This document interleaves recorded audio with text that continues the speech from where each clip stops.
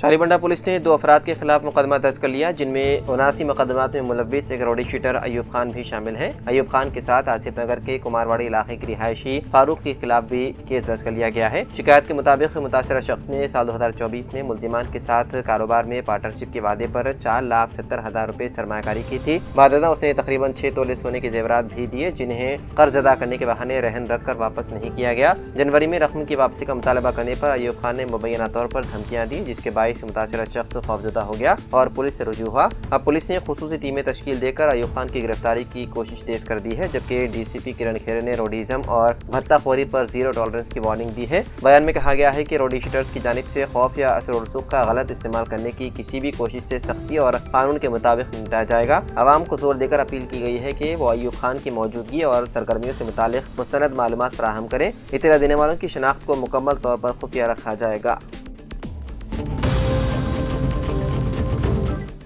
بزرگ صوفی حضرت نظام الدین اولیاء رحمۃ اللہ علیہ کی درگاہ میں ایک دردناک حادثے سے غم کی لہر دوڑ گئی۔ درگاہ کے سجادہ نشین سید محمد نظامی کا غسل خانے میں اچانک گیزر پھٹنے سے انتقال ہو گیا۔ یہ واقعہ ہفتے کی شام پیش آیا۔ بتایا جاتا ہے کہ گیزر کے پھٹنے سے باتھ روم میں اچانک آگ بھڑک اٹھی اور دھماکہ ہوا، جس کے نتیجے میں ان کی موقع پر ہی موت ہو گئی۔ مقامی افراد اور درگاہ انتظامیہ کے اہلکاروں نے فوری طور پر جائے وقوع پر پہنچ کر امدادی کام شروع کیے۔ پولیس اور فائر بریگیڈ کی ٹیموں نے جائے وقوع پر پہنچ کر تحقیقات شروع کر دی۔ ابتدائی معلومات کے مطابق حادثہ تکنیکی خرابی کے باعث پیش آیا، تاہم پولیس معاملے کی تحقیقات کر رہی ہے۔ شرد کے علاقے دلسکھ نگر میں بے روزگار نوجوانوں نے کمارا سوامی نامی نوجوان کی خودکشی کے خلاف احتجاجاً کینڈل مارچ نکالا۔ ہنمکنڈا سے تعلق رکھنے والے بے روزگار نوجوان کمارا سوامی نے سرکاری ملازمت حاصل نہ ہونے کی وجہ سے دل برداشتہ ہو کر خودکشی کر لی تھی۔ اس واقعے پر برہمی کا اظہار کرتے ہوئے انصاف کا مطالبے پر نوجوانوں کی بڑی تعداد نے سڑکوں پر نکل کر اپنا احتجاج درج کروایا۔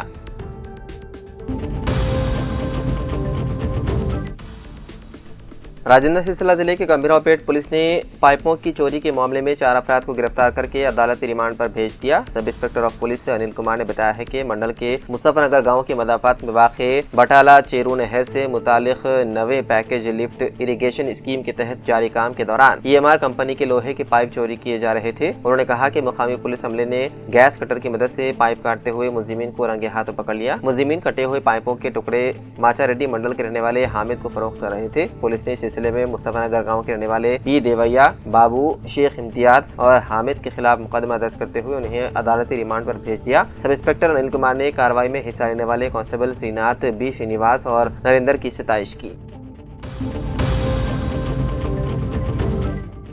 آسام کے وزیر اعلیٰ ہیمنت بسوا سرما کا کانگریس لیڈر گورو گوگوئی پر سنسنی خیز الزام۔ کانگریس کے گورو گوگوئی پر آسام کے وزیر اعلیٰ ہیمنت بسوا سرما نے شدید تنقید کی۔ انہوں نے الزام لگایا ہے کہ گورو گوگوئی کے پاکستانی ایجنٹ علی توقیر شیخ سے روابط ہیں۔ ان کا کہنا ہے کہ یہ ایجنٹ سال 2010 سے سال 2013 کے درمیان 13 مرتبہ بھارت آیا اور دنیا بھر میں بھارت مخالف پروپیگنڈا کرتا رہا۔ یہ بات ہیمنت بسوا سرما نے گوہاٹی میں منعقدہ ایک پریس کانفرنس میں کہی۔ انہوں نے کہا کہ پاکستانی ایجنٹ علی کے گورو گوگوئی، ان کی اہلیہ اور برطانوی شہری الزبتھ سے قریبی تعلقات ہیں۔ ایک پاکستانی ادارے نے الزبتھ کو ملازمت دی اور بعد میں انہیں بھارت منتقل کیا گیا۔ ان کی تنخواہ علی ادا کرتا تھا۔ بعد ازاں جب وہ ایک بھارتی ادارے میں کام کر رہی تھی تو وہ 6 مرتبہ اسلام آباد گئی۔ ایک اور غیر سرکاری تنظیم میں شامل ہونے کے بعد انہوں نے 3 بار پاکستان کا دورہ کیا۔ کسی کو شک نہ ہو اس لیے وہ صرف اٹاری سرحد کے راستے سفر کرتی تھی اور کبھی ہوائی جہاز کا استعمال نہیں کیا۔ الزبتھ کو دی گئی ادائیگیوں میں FCRA قوانین کی خلاف ورزی ہوئی ہے۔ وہ بھارت سے متعلق معلومات اکٹھا کر کے علی کو رپورٹ بھیجتی تھی۔ وزیر اعظم مودی کے اقتدار میں آنے کے بعد انہوں نے ماحولیاتی اقدامات سے متعلق خفیہ ایجنسیوں سے معلومات حاصل کی۔ وہیں دوسری جانب گورو گوگوئی نے اپنے انتخابی حلف نامے میں اپنی اہلیہ کے پاکستانی بینک اکاؤنٹ کے تفصیلات ظاہر نہیں کی۔ گورو گوگوئی نے خود بھی شادی سے قبل سال 2013 میں خفیہ طور پر پاکستان کا دورہ کیا۔ اس وقت وہ آسام کے وزیر اعلیٰ کی سرکاری رہائش گاہ میں مقیم تھے۔ اگرچہ انہیں صرف لاہور جانے کا ویزا ملا تھا، لیکن انہوں نے اسلام آباد اور کراچی کا بھی دورہ کیا۔ اس سفر کے بارے میں انہوں نے آسام پولیس کو کوئی اطلاع نہیں دی۔ 10 دن کے قیام کے دوران وہ ڈیجیٹل دنیا سے مکمل طور پر غائب رہے۔ ہمیں شبہ ہے کہ وہاں انہیں کسی قسم کی تربیت دی گئی۔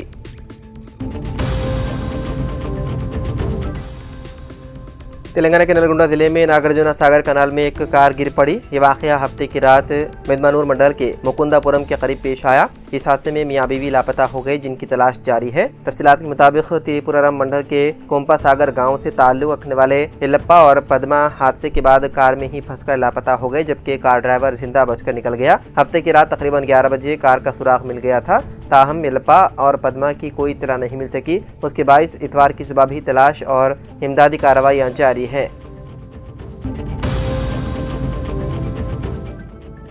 اسلام پارٹی کی نسرین بانو شیخ مالیگاؤں کی میئر منتخب، شیو سینا امیدوار کو 25 ووٹوں کے فرق سے دی شکست۔ ووٹنگ کے دوران نسرین بانو شیخ کی حمایت میں 43 نگر سیوکوں نے ووٹ ڈالے، جبکہ شیو سینا کی لتا گوڑکے کو محض 18 ووٹ ہی ملے۔ نسرین کو سماجوادی پارٹی کے 15 اور کانگریس کے 3 نگر سیوکوں کی حمایت ملی۔ ممبئی مہاراشٹر کے مالیگاؤں میونسپل کارپوریشن میں ہوئے میئر انتخاب میں ایک بڑی سیاسی تبدیلی دیکھنے کو ملی۔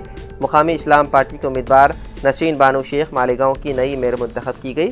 انہوں نے شیو سینا امیدوار لتا گوڑکے کو 25 ووٹوں کے بڑے فرق سے شکست دے کر یہ کامیابی حاصل کی۔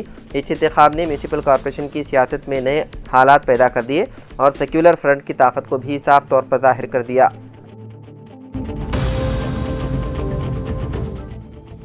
تلنگانہ ہائی کورٹ نے وعدہ کر دیا ہے کہ اگر کسی شخص سے ملک کی سلامتی اور سالمیت کو خطرہ لاحق ہونے کا اندیشہ ہو تو حکومت کو اس کا پاسپورٹ منسوخ کرنے کا اختیار حاصل ہے۔ اسی بنیاد پر ایک صحافی کے پاسپورٹ کی منسوخی کو درست قرار دیا گیا۔ بتایا گیا ہے کہ اکرم علی محمد عرف ابو عامل، جو سال 2005 سے مختلف اردو اخبارات میں صحافی کے طور پر خدمات انجام دے چکے ہیں، ان کا پاسپورٹ مرکزی حکومت نے منسوخ کر دیا تھا۔ بغیر نوٹس پاسپورٹ منسوخی کو انہوں نے عدالت میں چیلنج کیا تھا۔ جسٹس ناگیش بھیمپا کا نے سماعت مکمل کرتے ہوئے فیصلہ سنایا۔ درخواست گزار کے وکیل نے موقف پیش کیا کہ 10 سالہ مدت والا پاسپورٹ سال 2018 میں تجدید ہوا تھا، تاہم 25 اکتوبر سال 2019 کو پاسپورٹ ایکٹ کی دفعات کے تحت یک طرفہ طور پر منسوخی کی اطلاع دی گئی۔ نہ پیشگی نوٹس دیا گیا اور نہ وضاحت کا موقع فراہم کیا گیا، جو قدرتی انصاف کے اصولوں کے خلاف ہے۔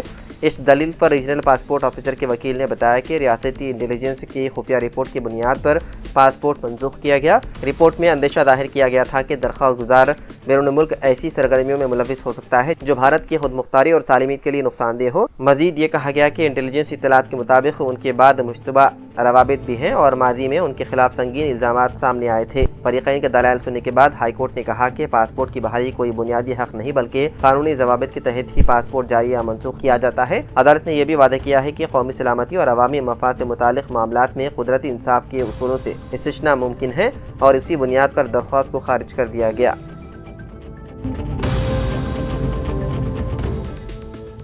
نیو یارک کے میئر زہران ممدانی نے کہا ہے کہ پیغمبر اسلام حضرت محمد مصطفیٰ صلی اللہ علیہ وسلم بھی ایک زمانے میں اجنبی تھے اور انہوں نے پناہ حاصل کی تھی۔ انہوں نے اس تناظر کو سماج میں مہمان نوازی اور معاشرے میں ضرورت مندوں کو پناہ دینے کے جذبے سے جوڑ کر پیش کیا۔ امریکہ کے سب سے بڑے شہر نیو یارک سٹی کے میئر زہران ممدانی کی جانب سے تارکین وطن کے حوالے سے دیا گیا بیان سرخیوں میں آ گیا۔ نقل مکانی اور معاشرے میں مذہب کے کردار پر بات کرتے ہوئے انہوں نے اسلامی تاریخ کا حوالہ دیا اور کہا کہ امریکہ کو تارکین وطن کے بارے میں اپنے رویے پر غور کرتے وقت اسلام سے درس لینا چاہیے۔ میئر ممدانی نے کہا ہے کہ اسلام کی بنیاد میں ہجرت کا ایک اہم واقعہ شامل ہے۔ حضرت محمد مصطفیٰ صلی اللہ علیہ وسلم کی ہجرت کی مثال دیتے ہوئے انہوں نے بتایا کہ کس طرح مکہ سے مدینہ تک کا سفر تاریخ اسلام کا اہم حصہ ہے۔ ممدانی کے مطابق اس واقعے سے پتہ چلتا ہے کہ حضرت محمد مصطفیٰ صلی اللہ علیہ وسلم بھی ایک زمانے میں اجنبی تھے اور انہوں نے پناہ حاصل کی تھی۔ انہوں نے اس تناظر کو سماج میں مہمان نوازی اور معاشرے میں ضرورت مندوں کو پناہ دینے کے جذبے سے جوڑا۔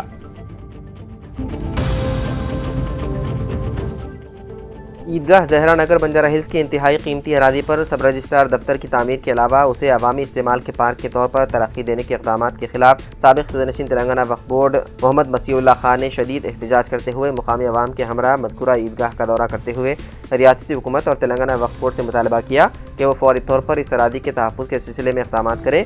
گزشتہ یوم کیے گئے اس احتجاج کے دوران سابق صدرنشین وقف بورڈ نے الزام عائد کیا کہ رکن اسمبلی خیرتآباد ڈی ناگندر اس عیدگاہ کی اراضی پر سرکاری دفاتر تعمیر کروانے کی منصوبہ بندی کر رہے ہیں اور اس سلسلے میں عہدیداروں سے مسلسل نمائندگی کرتے ہوئے کہا جا رہا ہے کہ اس اراضی کو حاصل کرتے ہوئے سرکاری دفاتر کے تعمیری منصوبے کو قطعیت دے دی جائے۔ محمد مسیح اللہ خان نے بتایا کہ پڑوسی حلقہ اسمبلی جوبلی ہلز میں حکومت نے مسلمانوں سے قبرستان کی اراضی فراہم کرنے کا وعدہ کیا تھا، لیکن اس وعدے کو پورا کرنے کے بجائے اب حلقہ اسمبلی خیرتآباد میں موجود عیدگاہ کی اس انتہائی قیمتی اراضی کو حاصل کرنے کی کوشش کی جا رہی ہے۔ انہوں نے بتایا ہے کہ گزشتہ کئی برسوں سے اس کھلی اراضی پر عیدین کی نمازیں ادا کی جا رہی ہے اور کسی بھی کوشش سے اس پر کوئی اعتراض نہیں کیا گیا، لیکن اب متعلقہ رکن اسمبلی عیدگاہ کے طور پر استعمال کی جانے والی اس اراضی کو سرکاری دفاتر کے طور پر استعمال کے نام پر حاصل کرنے کی کوشش کر رہے ہیں۔